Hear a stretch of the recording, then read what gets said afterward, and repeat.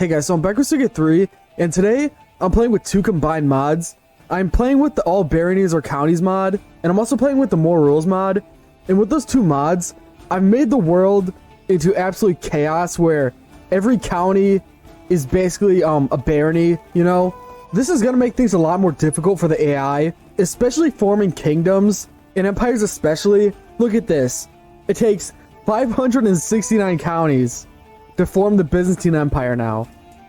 That's crazy. I really don't know if we're gonna see any empires. I guess the AI could take the decision to actually create a new empire and just form little empires, but I really doubt that we're gonna see like huge ones like, you know, the Byzantines or Persia, you know what I mean? It's honestly super hard to decide who's gonna win this based on, you know, there's probably 5,000 different options I can take. I do think that, you know, Constantinople, Rome will probably do well. All the little guys, you know, which have a ton of development. I also think that people with farmland terrain could do well too, since the buildings in these areas are super OP, but I guess we'll see. I also think that out of every faith, Catholicism is probably going to do the best, honestly. It always does, so it shouldn't be any different this time, but we'll see. So I'll go 50 years in the future and get back to you guys.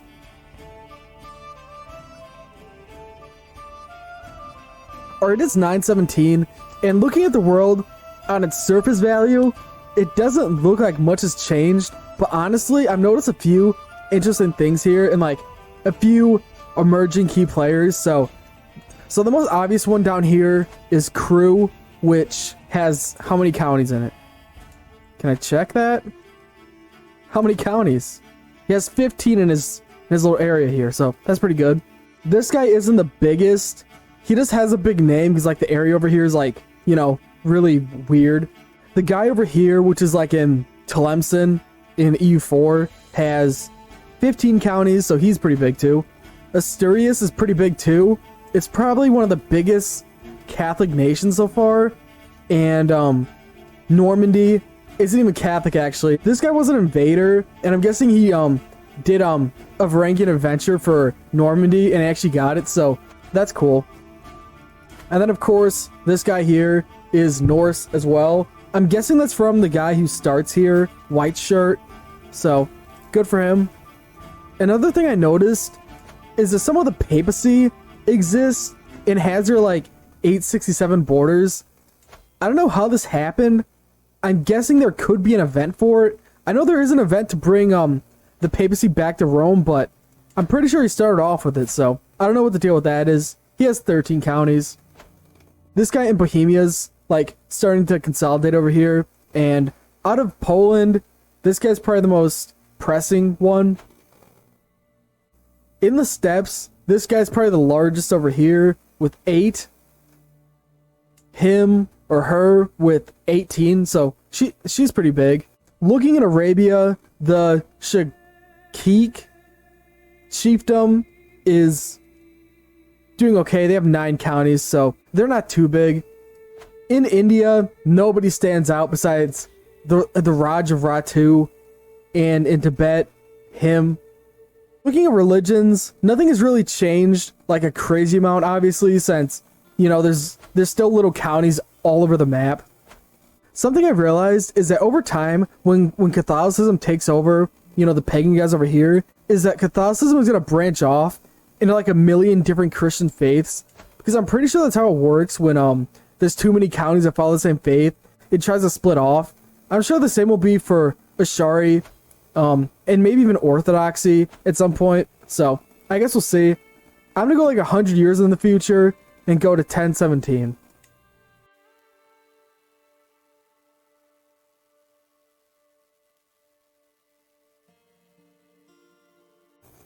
Alright, it's been 100 years, and obviously things have become a lot more consolidated than, you know, what was it, 917 I think it was. So obviously most biggest nation that really stands out is probably this one in Mongolia. It probably isn't the biggest nation though, because like these counties over here are huge. So he has 90 counties actually. That's pretty impressive. Looking around at the world, there's still like patches of areas that haven't been consolidated at all. like Germany. Dortmund's starting to expand though. They have 19 counties. And that's definitely an African house there. Yeah. I don't know how that happened, but okay. Bohemia's pretty big though. He has 37 counties, so that's pretty good. Looking in Africa, the most dominant people are probably Darfur here with 28 counties, and this guy in Tlemcen still with 20. In Iberia, the Umayyads are somehow expanding and like taking their original borders, so good for them. They have 73 counties. Looking at the Pope, I don't know what happened here, but somehow this lady here got independence from him, and now he's restricted to Rome itself. And he doesn't even hold on to the Vatican either, so rest in peace to him.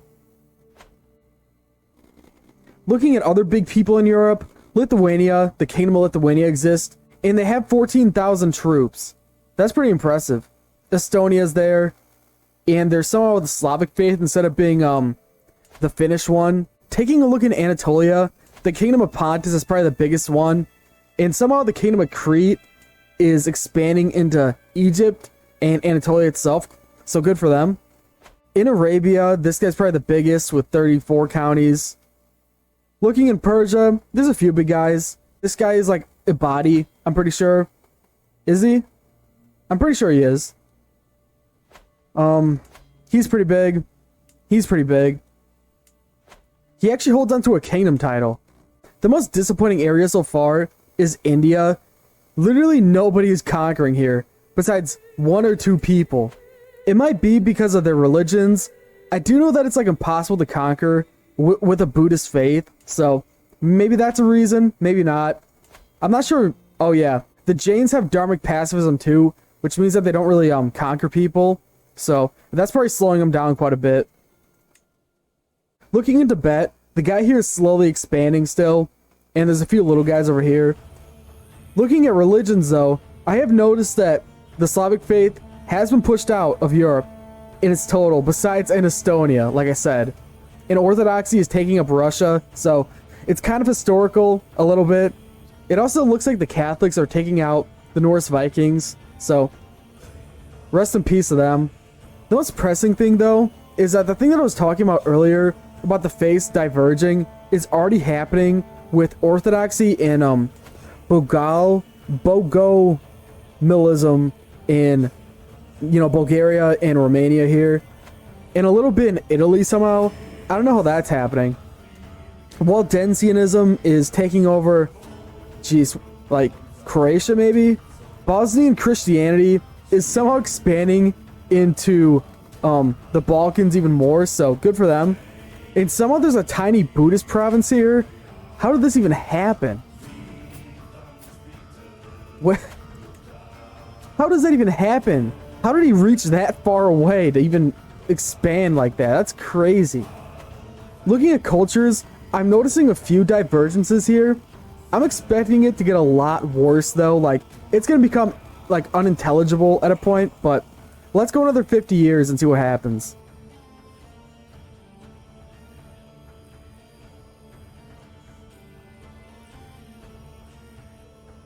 Alright, it's been 50 years. I'm gonna go another 50 because like nothing's changed, so let's go.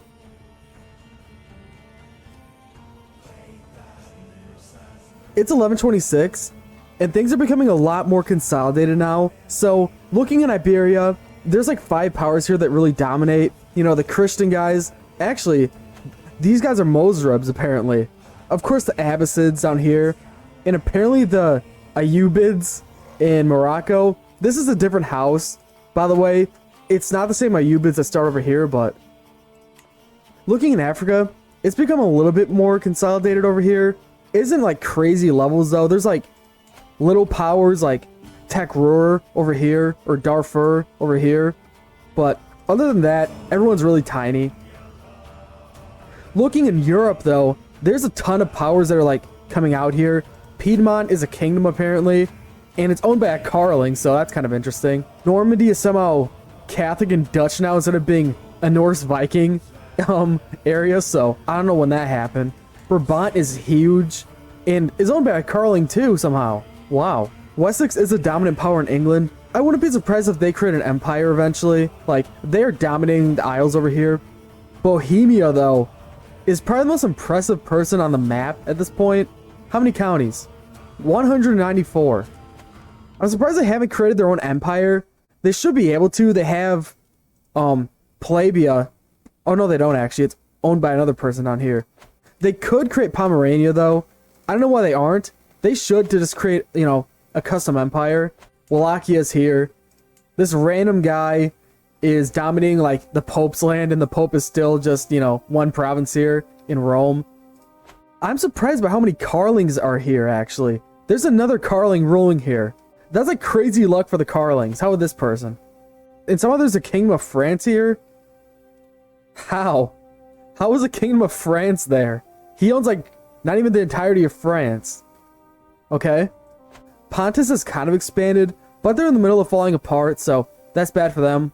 Cyprus is owned by an African house, of course, because why not?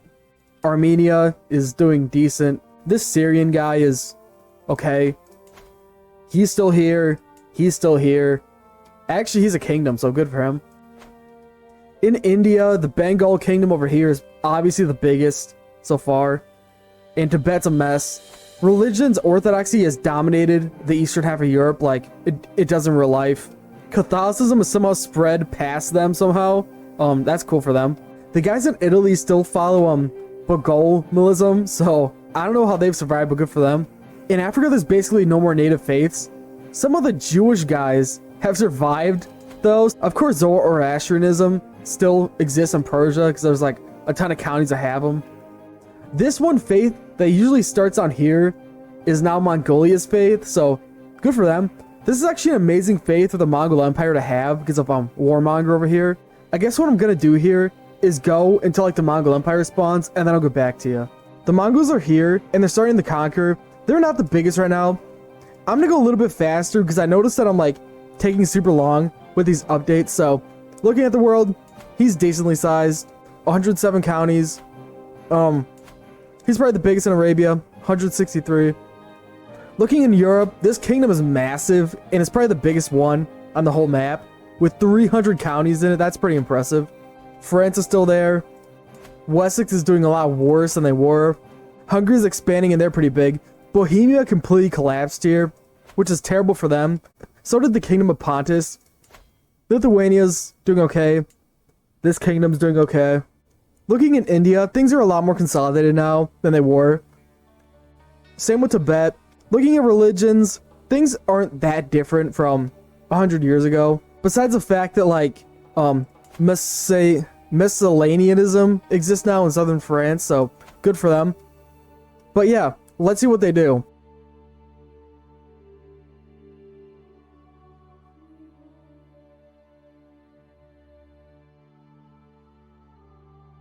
It's 1304 and the Mongols are dead.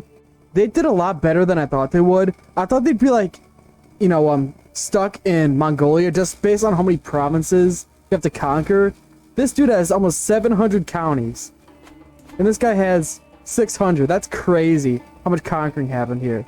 So looking at the world, things are a lot more interesting than ever before. Brabant is huge and it's still owned by a Carling. The Kingdom of Orleans, sorry, I don't know how to say this, is doing okay. France is doing okay. Burgundy's doing okay. This person is doing decent. This new kingdom over here is doing good. In the Balkans, Pontus is back. And this guy's like slowly consolidating like in the most disgusting way possible.